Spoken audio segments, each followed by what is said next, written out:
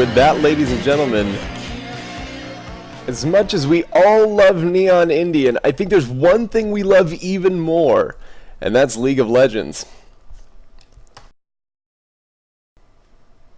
There I am! Hello! Welcome! How are you on this beautiful, balmy Tuesday night? If you're living in the States, it's a scorcher. I can speak from experience. We just went to the gym, and let's talk life a little bit, as long as we're on the topic of the gym. What you see before you, this glorious man before you, takes a lot of work to maintain. Unfortunately, I have not put in the work to maintain that man for probably about 3 solid months. So needless to say, walking into a gym full of well-toned Adonises was an eye-opening experience. So I got on the bike and I went for about 10 minutes and became far sweatier than any man should after being on a bike for a mere 10 minutes. Used my pasty, scrawny little arms to lift weights far too small for anybody who wanted to appear in a gym around men that big, and hoisted weights until I felt like I was going to puke and called it a day. So overall, if we could take anything away from this experience, it's I don't know why people do this to themselves. In fact, I saw news about a pill on Reddit that actually mimics the beneficial effects of exercise, and I'm pretty sure that even if it costs $1,000, if I never have to go back to that place and do that to myself again, I will pay that.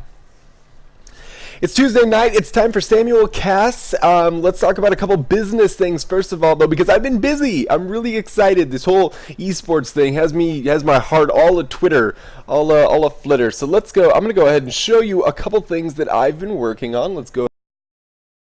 Roll on over. And here we go. There we go. Ignore that text for right now. I'll just go ahead and remove that. Let me go ahead and show you a couple things that I've been working on. First of all, the YouTube channel. Hooray! It seems like everybody and their grandmother has a YouTube channel these days, and now I do too. And I'm not even a grandmother. Put up a little header, got my name up there, got my streaming schedule. I'm now going to start streaming on a schedule. I'll talk about that in just a little bit. Uploaded some videos recently, got a couple new projects that are going on that I'm really excited about. But all that can be located here. I'll go ahead and link that in the description below the video, and then also I might put it in the chat a little bit later. If people are interested, it's youtube.com/IDOKNOW19. It's an old YouTube account, but it's linked to my main email, so frankly I don't care to change the name. I just assume that when I'm rich and famous, people will go looking for it. The next thing I want to talk about is the website. I created a website, and it's so pretty. Here it is. And it's even got my name, ianjbarker.net. www.ianjbarker.net. That's where you can find all my editorial, past casting, episodes of Samuel's Strategy Sunday. I'll talk about that in just a little bit. Blog posts, patch notes, life lessons, get-rich-quick schemes, pyramid schemes, anything that your heart could desire, anything that the internet has to offer is on this website. And I'm only slightly exaggerating. All of my content, all of my social networking, everything that I do that kind of manifests in this stream here can be found there. So I highly encourage you to take a look if you want to see some of my previous work, and just contact me, get in contact with me, so I know that either you like or you hate what I'm doing. In either respect, you'll have the opportunity to contact me about it, and I may or may not respond with flowers depending on the nature of the message. So those are a couple things that working on is actually that project I mentioned earlier. Well, first of all, I'm streaming 3 times a week now. I'm streaming from 7 to 9, Sunday, Tuesday, and Thursday, United States Central Time. Okay? 7 to 9, Sunday, Tuesday, and Thursday. I'll go ahead and put up the schedule at the bottom of the page. Also, it's on my YouTube links, or my YouTube page, so if you want to go ahead and take a look at that, you'll know when I'm going live, and I will do my best to stick to that schedule as religiously as possible and deliver high quality content to you beautiful people. The next thing I want to talk about is Samuel's Strategy Sunday. I recently became a writer at Cloth 5, and I do a Saturday column there called Strategy with Samuel. And what I do is I just take a professional level game and I break down the strategy that's going on there, and I apply it to your solo queue life so that you can become as good as Dyrus or Dade or Yellow Pete or... See, now I'm sad because, spoiler alert, EG got knocked out of the World Championships, and now that I mention them, they're my favorite team, I'm a little sad inside. But there are happy things like League of Legends and streaming and things like that. Anyway, yeah, so go ahead and check out Strategy with Samuel. That's at Cloth 5 every Saturday. And then every Sunday at that 7 to 9 time slot, I'll be doing what I call Samuel's Strategy Sunday, where I'll take the content from that column, give a little bit of a video demonstration, give a little bit more in-depth explanation, and kind of some more guidance about the things that I talk about in that column. So tune in here Sundays from 7 to 9 if you don't want to read the article. If you want to read the article, go ahead and check it out at Cloth 5. And just look for that Strategy with Samuel tag. And the next thing you know, you will be a Diamond 1 player. That is a virtual guarantee, no money back.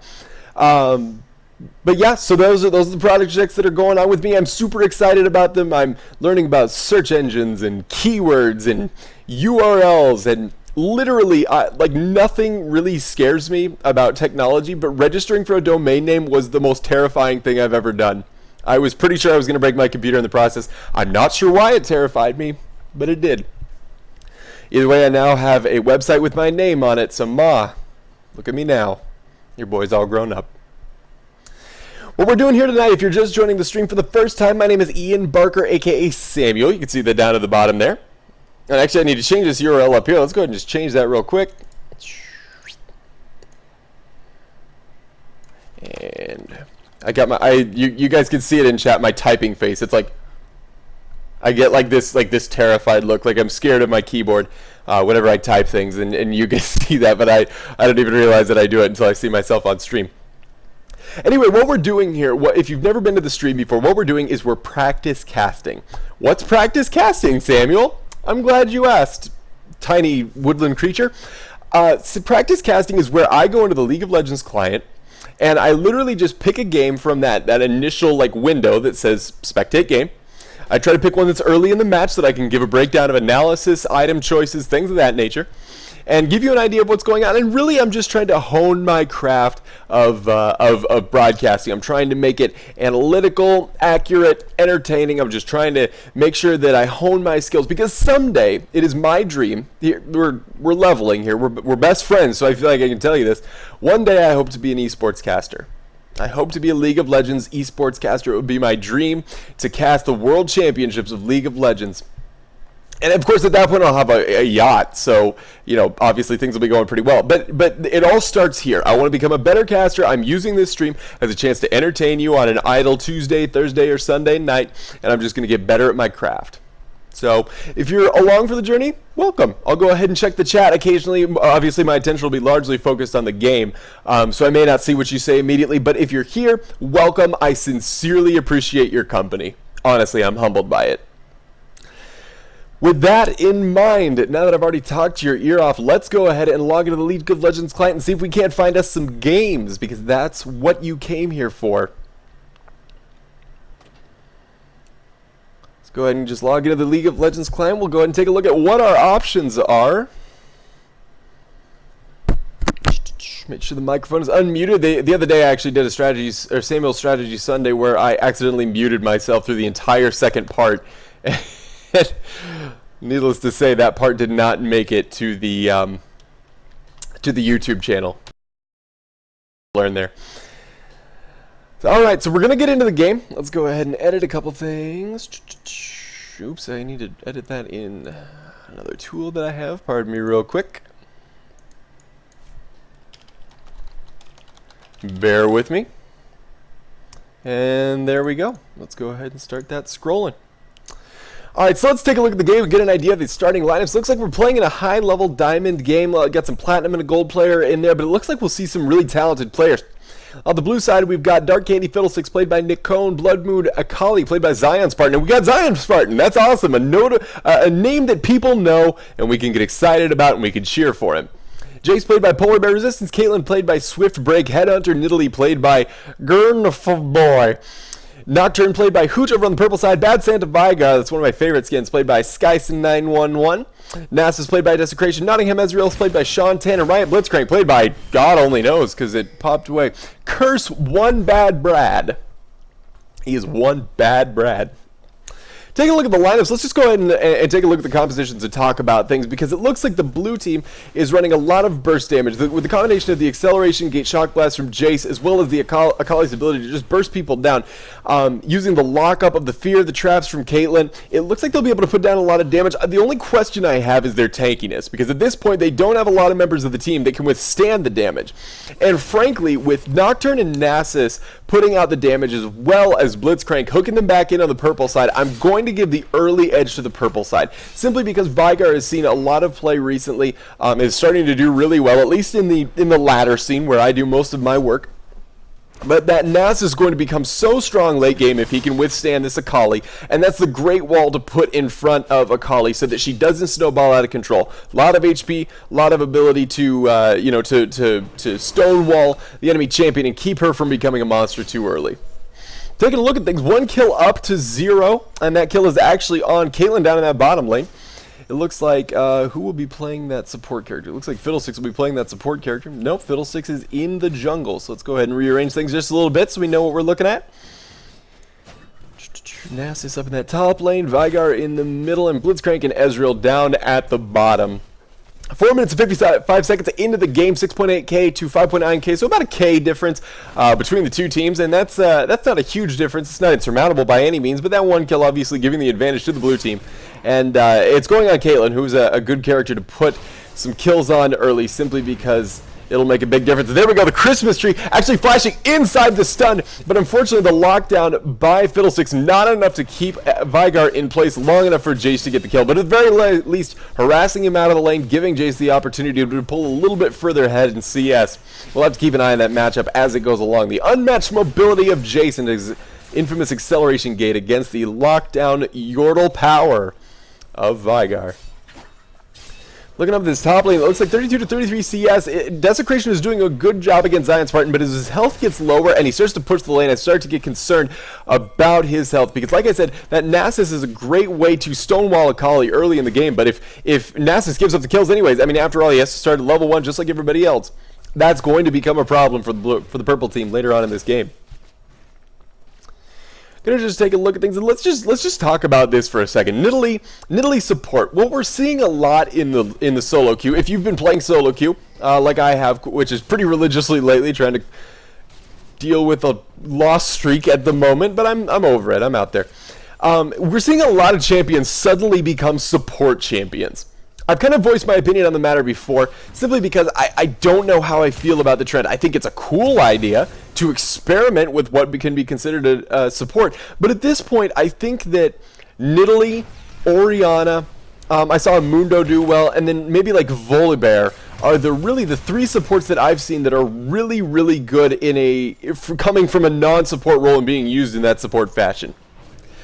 Ultimately, do I think we'll see that meta adopted by, for example, the Koreans over in the OGN anytime soon? It's hard to say. But hold that thought as Vygar comes around the back. He will throw down the Christmas tree stun. Just going to phase Nidalee out just a little bit. He's going to throw down the spears. Puts down the ignite. There goes the Q from Vygar, but the flash away, and the Blitzcrank hook actually doesn't connect. He has just a little bit of health on him. Will Nidalee get too greedy? No. The spear just barely missing out the back of the terrain.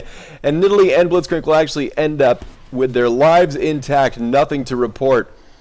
But as Fiddlesticks comes down here, he wants to do something about that. Unfortunately, he's not going to find anybody, and eventually these lanes will return to normal. Phew. Nidalee showing her escape mechanism. And if there's one thing that can be said about these non-support supports, it's that they have their own escape mechanisms, and they bring a different range of utility and damage to a composition that the support simply does not. Because if you think of like Janna or Thresh, for example, they're pretty much utility fiends. They don't have a heal. I mean, Janna has the Monsoon, but ultimately she wants to push her enemies away with her ultimate. Whereas Nidalee is the ability to change into cat form, aspect of the cougar, and leap away. Orianna has the ability to use the shockwave to stall out lane opponents. And then, of course, Lux has the ability to lock down as well as deliver some damage in that final spark. So ultimately, I don't know if it's a trend that's going to go away anytime soon, no matter how curmudgeonly I get about the change. I just don't want to see it happen. But obviously, if the world were run by me, I'd live in a house made of donuts. And I don't. I don't live in a house made of donuts. As if my cat needs to get any fatter. 8 minutes and 38 seconds into the game, still 1-0. We're in a bit of a stalemate. That early kill not affecting things too terribly much. Caitlyn obviously has a bit of a CS lead over Ezreal, but it's not monumental at this point. She's going to move into the jungle right now and take the red at about that 8 minute and 52 second mark. That's going to help her push her advantage in the lane just a little bit more. But here we see a collapse middle onto Jace. If he pushes that lane just a little bit too far, and actually Zion Spartan taking down Desecration in the top. It looks like she had the help of Fiddlesticks, but ultimately the snowball kills onto Akali. There's probably no better place in the game to put them, except for maybe Vayne. Here we go, the ultimate in from Nocturne. Gonna throw it on the Dustbringer just to get a little bit more mobility. There we go, throwing out the presence, and Veigar does end up killing. Oh no, Blitzcrank actually gets the kill. Throwing out his ultimate just to harass Fiddlesticks out of lane, and looks like Purple Team getting just a little bit of a return of their own. Jace going down, and then actually Nocturne and Nasus being down. So giving up 2 more kills, the Purple Team, was it worth it? The question will have to be answered later on. There we go, the ultimate going to enforce Shantan out of the lane. Caitlyn obviously asserting her dominance now. And now that she has the Berserker's Greaves and Pickaxe against just that Tyrion Longsword, she's going to be putting out just a little bit more damage than her lane opponent. And as an AD carry main, I will say that is never a bad thing. 9 minutes, 58 seconds into the game, 3-1, 13.8 to 11.9k. It looks like about a 2k difference in favor of the blue team, and if they can keep this up, especially getting the kills onto Caitlyn and Akali, they will find themselves in great shape. I'm just going to hope for a good game, because frankly, if I go 3 games tonight without yelling to the point that the microphone crackles, then I haven't done my job. And if your eardrums aren't bleeding, then I've done you a disservice. Taking a look at the CS, it looks like there's a bit of a CS lead for Akali in that top lane, probably mostly attributed to the death. And Jace actually keeping up with Veigar in this mid lane, pulling quite a bit ahead with that 17 CS lead. And then down to the bottom lane, that's the real story of this game, with Caitlyn up 26 CS over her early game laning opponent.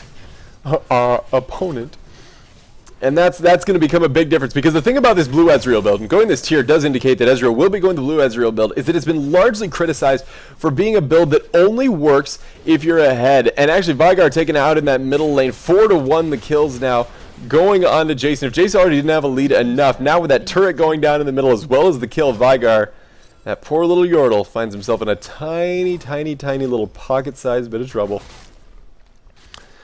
But that's what I was talking about. The problem with the blue Ezreal build is that it's been largely criticized for being a play ahead build, because you have to have the tanky front line and the ability to peel so that the damage can go down from the blue Ezreal, so that the kiting can happen. Desecration actually going down to this top lane. Jace deciding to wander. Nocturne finding himself feared up just for a second from the Fiddlesticks and pulling ahead 6-2. Zion Spartan gets that kill. 2 kills, 1 assist, 87 CS with that Hextech Revolver and Seeker's Arm Guard. She is mighty healthy. And with the combination of Jace and Akali, they will push this turret down. It looks like they will be able to get it. But down in this bottom lane, the purple turret in the bot falling as well. Looks like the ultimate not quite available for Swift Break. He will not be able to kill, but he will happily take this turret. Turret goes down to the top. And with the 2 turret lead and about a 4.5k gold lead for the blue team, things are looking good. Things are looking good at 12 minutes and 20 seconds.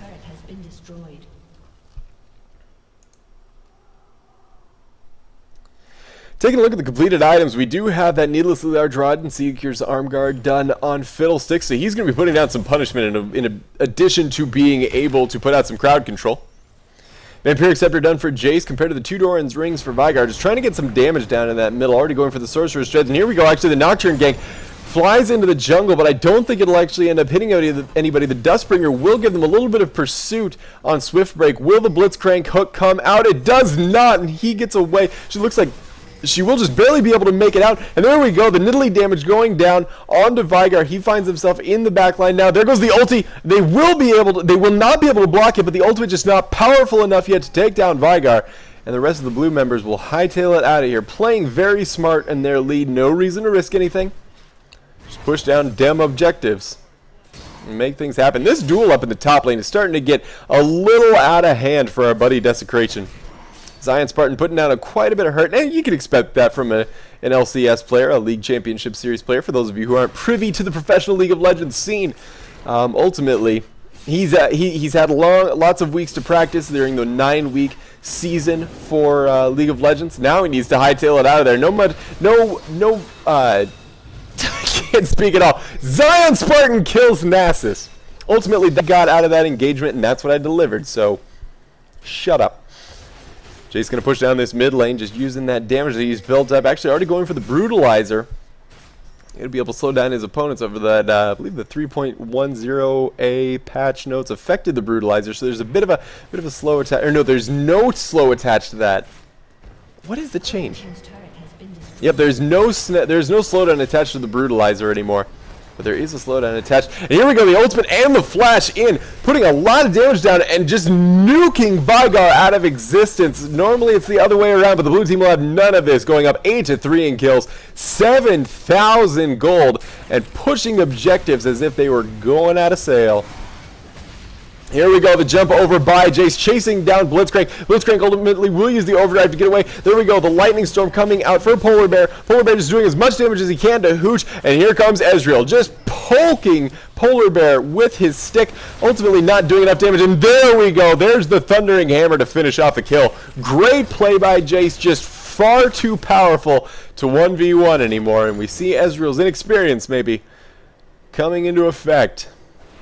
Got his Mirror Mana up, but ultimately, maybe should have gone for that Bloodthirster first. Tisk tisk. As if I'm a high elo AD carry, as if I can make those calls. I can.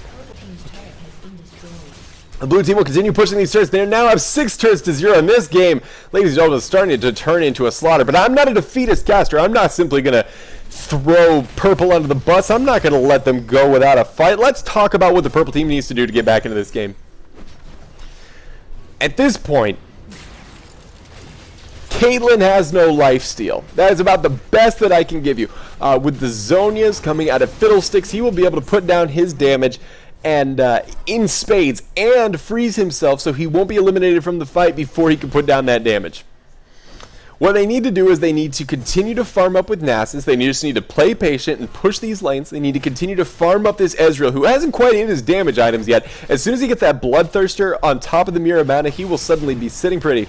Although it looks like he's going for, with the Mana Crystal, it looks like he's going for the Iceborne Gauntlet next, so we'll see how that pans for. It's an interesting strategy, Bob. We'll see how that works out for him. At this point, it's hard to say where the openings are. Blitzcrank going pure support and Nidalee offering some damage, and that is the one advantage to these non-support supports. Is if you get an early lead, if you don't get an early lead, they fall behind in a big way. Suddenly the carry potential of your carry does not work out so well. My mother is trying to call me. She should know that I'm busy. Anyway, if you can't get ahead early with these non-support supports, you run into trouble because suddenly you've got somebody who doesn't have the utility to defend very easily and who wants to have damage but simply is not there yet. But once you get it, and there we go, the ultimate actually going down will take Nidalee out of the fight, rendering her irrelevant. Nikon actually takes out Skyson 911, doing some extra damage apparently. The barrier comes out of Ezreal, just barely saving his butt. That Swift Break feels confident enough to get in here, being kept in by Blitzcrank. And Blitzcrank actually gets the shutdown kill onto Swift Break, but Polar Bear and Nikon are not going to let that one go unreplied to. And Nikon is just going to use that Zonia's Hourglass to keep himself safe. Desecration just doing what he can. That Q actually doing a lot of damage to Polar Bear. Polar Bear has plenty of damage, but not a ton of tankiness besides that health crystal. He doesn't have a lot of defenses, just that health. But here we go, Desecration being taken out of the fight by Zion Spartan. Suddenly got a Akali at 4-0-1. 138 CS. Hextech Gunblade, Seeker's Arm Guard, Ninja Tabby. Suddenly doing so, I'm sorry, Merc Tread's doing so much damage, and Akali just trying to do what she can. Here she goes, getting targeted by the tower, and now Ezreal missing the Q, unfortunately, and no Iceborne Gauntlet yet, but at least it would have been some damage. And Shantan actually does get the reprisal kill onto, oh my goodness, Fiddlesticks. Welcome to the first game of the night, people. It takes me a little bit to get warmed up. And Purple's not out of this yet. They are down 11,000 gold. Whatever. I mean, it's just money. Those are just words. Headed into the forest, Zion Spartan may be in over her head. She will use the Twilight Strike to try to keep herself safe. But Purple actually teleporting in for this. The Ignite ticking down on Zion Spartan. There we go. There's the Arcane Shift over by Shantan. There goes the Dustbringer to speed them up a little bit, but it does not quite hit, so it will not leave the trail. The Q coming out. Zion Spartan just trying to lead the charge, and there we go. The Shadow Dash over to the minion, just keeping herself safe, using one of those Spirit Rush charges. And the Great Escape. That's the hardest part about Akali. It's not just her damage. It's not just her snowball potential. It's the fact that she can get the hell out of there when she feels threatened. She's like the honey badger in that way. 14-6 the kills, 19 minutes in, and if we still want to talk about it, if we still want to speak optimistically about what the purple team needs to do to stay in this game, that is not it. That is not what they need to do. They need to do not that. That would be a good place to start. Nikon actually destroys that turret. Now that 7 turrets are down, one inhibitor is down, and this blue team with a 3-man hit squad is rotating into this top lane. Things are starting to get a little crowded in the purple base. Finding themselves 12, almost 13k down. 7 turrets down. And looking at the completed items, it's just night and day. Black Cleaver and Muramana done on to Jace, whereas the Will of the Ancients is done on Vygar, but ultimately it's not a Rabadon's Death Cap, it's not a Void Staff, it's not a Rod of Ages, it's just not the damage that they need. Here we go, Vygar actually going to get the ultimate, the Q, or the E and the Q, but it's not enough. Misses with the Meteorite, and Gurnaful Boy will get away. But there we go. The True Shot Barrage actually coming out of Shantan will kill off Nidalee. It's 1. They're now only 8 kills behind. Zion Spartan going to rush in, using that Shadow Dance, will rush in, using the Q, now using the Twilight Strike just to keep herself safe. And there we go, the Acceleration Gate Shock Blast will take down a couple of health bars, but ultimately it's the Thundering Hammer as well as the Shadow Dash in that will take out the rest. And Zion Spartan feels pretty confident engaging under the inhibitor turret. And Ezreal will get a pretty easy shutdown bonus, but at this point, the damage is done, the advantage potentially insurmountable. And the blue team looking to get some free elo off of this win.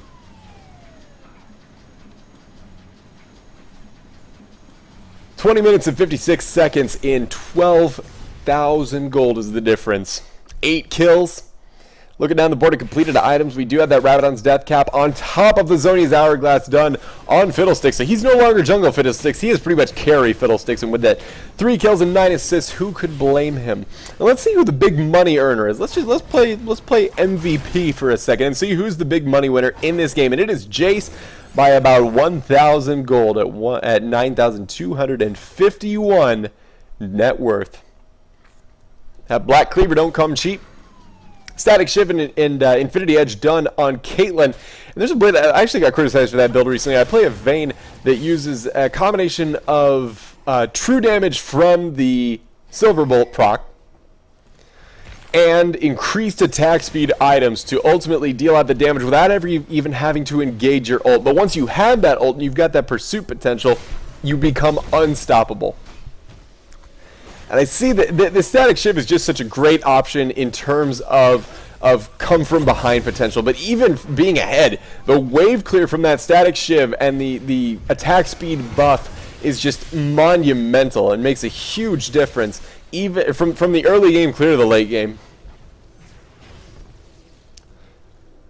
Iceborne Gauntlet done onto Ezreal. I still feel like if he had gone for that Bloodthirster, maybe things would have gone a little bit differently, but ultimately with that Jace snowballing out of control and dominating that lane against Vygar, it's really hard to know what would have happened.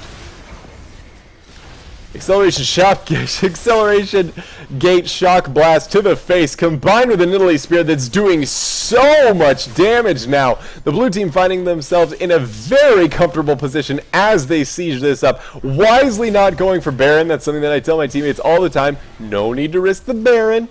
No need to throw the game away. And there we go. The ultimate actually coming out of Caitlyn, but not doing enough damage. Polar Bear is going to continue this siege. And if you want to talk about poke damage, a snowball Jace is the guy to give it to you. That came out wrong. Anyway, Zion Spartan going to rush this inhibitor. They're just going to try to power it down. Zion Spartan's so strong, getting that lifesteal from her E. Going to continue to push down this lane. The damage from that swirling Crow Storm coming out of this festive Fiddlesticks cleaning out the team. 2 kills for only 1 in return. Zion Spartan getting maybe a little bit ambitious. There's the Thundering Hammer, popping the ultimate, but it's not enough. Nasus will get taken down, and ultimately the Nexus will fall as well, but not without Nocturne saying something about it. Rushes into the fight, throws down the Dustbringer. Not enough. Will continue to run away. Now running away from the support, and the aspect of the Cougar will be enough to finish him off. And just like that, folks, an ace, a Nexus down, and a perfect game, objective-wise, from the blue team. Excellent, excellent, excellent play, ladies and gentlemen. Thank you for a short and easy-to-cast game. Not a lot of strategic nuances in this one. 23 minutes and 53 seconds into the game. 22 kills to 10 is the differential in favor of the blue team. 11 turrets to 0. 45.4k to 30.2k, a 15k lead. And most importantly, the 1 Nexus lead goes to the blue team.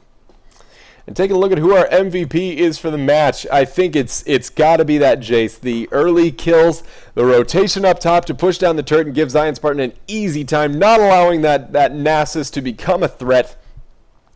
And then honestly, I'll give a little bit of a hat tip to that support in Italy, who managed to become quite the threat later on in the game, farming looks like about 1.5k more than her counterpart, and building the damage items to really make a difference in that siege there at the end. GG. Congratulations, the blue team.